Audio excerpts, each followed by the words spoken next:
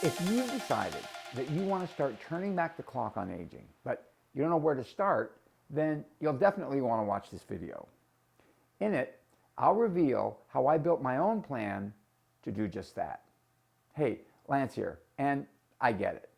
Putting together a comprehensive plan is complex and time-consuming. But in this series of 4 videos, I'll break down the process for you. Today, I'm going to be talking about what you need to consider when putting together an action plan, the issues that you're facing as an aging man, and what to do about them.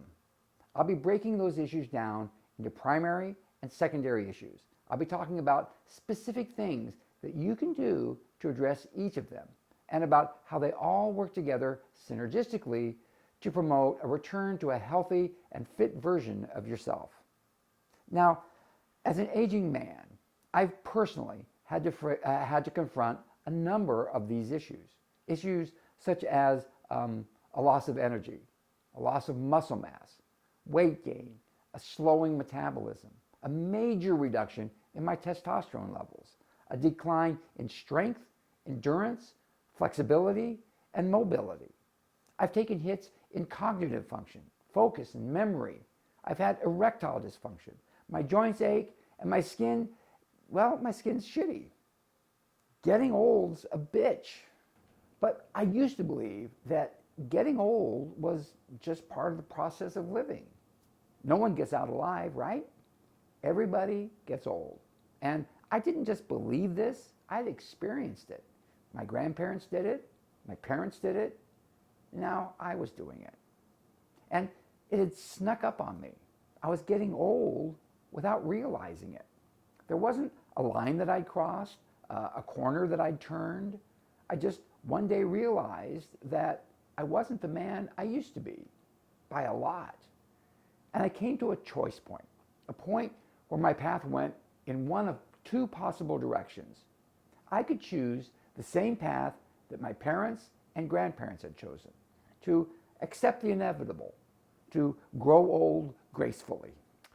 Or I could choose the other path, the one where I fight it, the one where I arm myself with as much science-based knowledge as I can, the one where I make a battle plan to fight the effects of aging, the one where I consciously choose to live my life in a way that follows that plan, the one where I've lost 90 pounds of fat and gained 10 pounds of muscle, the one where I've naturally tripled my testosterone levels, the one where I've lowered my blood pressure and increased my strength and endurance, the one where I look and feel great. So yeah, I believe that there's something anyone can do about growing old. I believe that there are active measures that one can take to slow down or even reverse the effects of aging. And guess what? Those active measures are exactly what you'd expect them to be. Eat right, exercise, lose weight. There's no magic bullet here. But here's the thing. It's now 2019. And while there's been over a century of research into this subject, in the last decade or so, it's gotten really good and some really interesting things have been learned. So while the basic model of eating right and exercising hasn't really changed that much, the strategy for achieving those goals has undergone a major overhaul. So, what's my take on turning back the clock on aging? What are the things that I feel should be a part of every man's plan to slow or stop the aging process? As I see it, there are 4 primary components to that plan.